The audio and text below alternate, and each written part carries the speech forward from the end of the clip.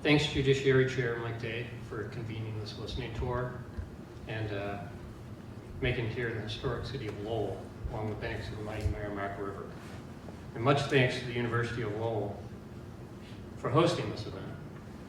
Plus thanks to members of the legislature's Lowell area delegation and other elected officials that I see here this evening, and also the panelists too. During 2019, ATF received a tip about a trafficker of dangerous ghost guns operating a mere 30 miles from here in the town of Ashburn. Talking to a customer, unbeknownst to this trafficker, was an ATF informant. The trafficker said that he could make and customize any firearm the customer wanted, offering Glock-style pistols and fully automatic AR-15s for sale. The trafficker was worried after seeing media coverage about people, quote unquote, constantly getting busted with guns without serial numbers. The trafficker suspected that ghost guns would be regulated eventually, but for the time being, quote unquote, he was getting what he could before authorities started cracking down on it. Massachusetts has suffered dangerous ghost gun shootings across the state.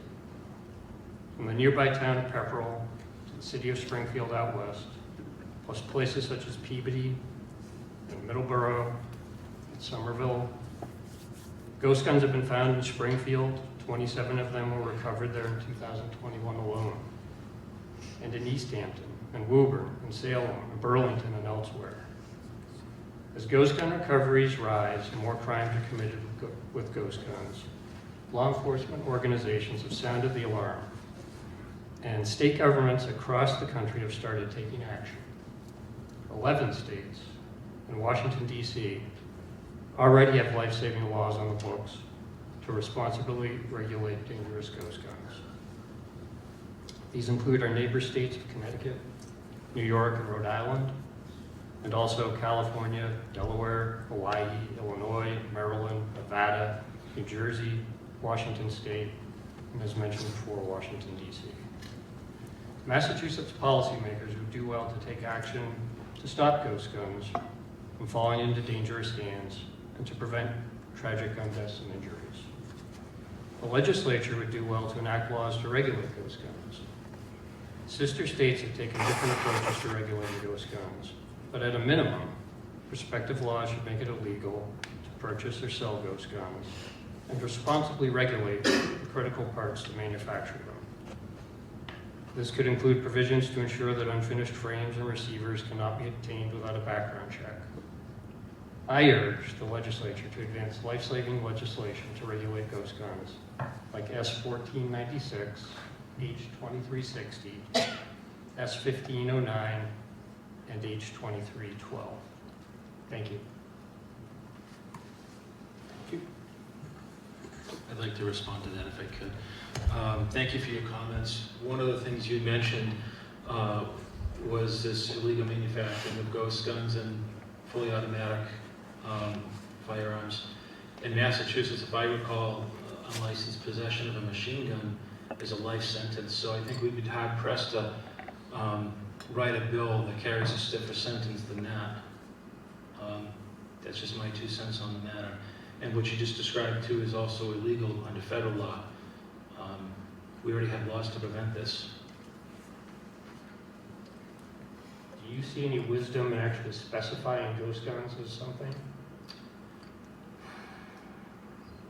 I'm not sure, because everything we see up in the presentation with your comments, what you're describing is already illegal.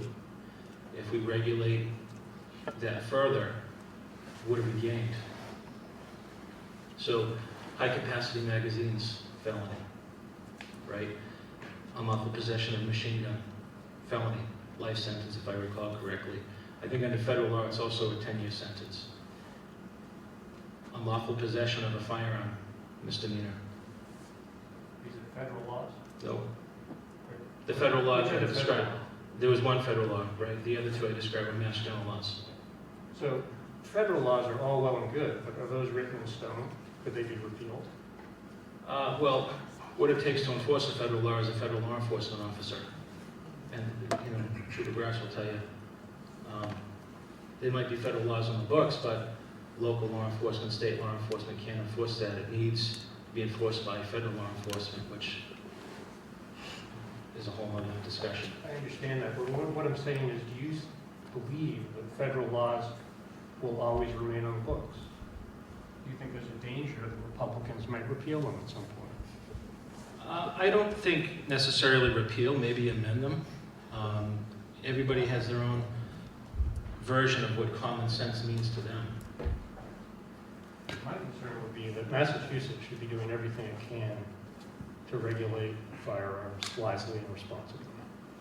And we shouldn't necessarily rely on the federal government when we know how unpredictable it is with the Republican caucus down there.